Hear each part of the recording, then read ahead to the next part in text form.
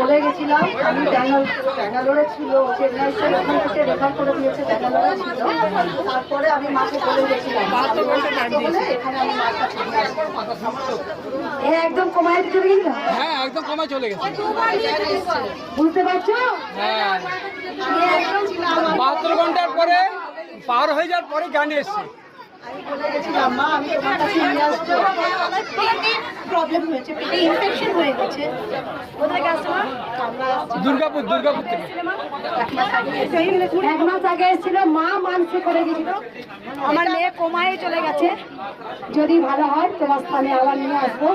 তা মাকে একদম সুস্থ পুনর্জীবন পেয়েছে মায়ের জন্য, পুনর্জীবন পেয়েছে। আবার মায়ের কাছে এসছে। কেউ প্রণাম করবে না, কেউ আমায় প্রণাম করো না। এটাই হলো কৃষ্ণকালী মায়ের অলৌকিক ক্ষমতা। সবাই মায়ের নাম জপ করুন।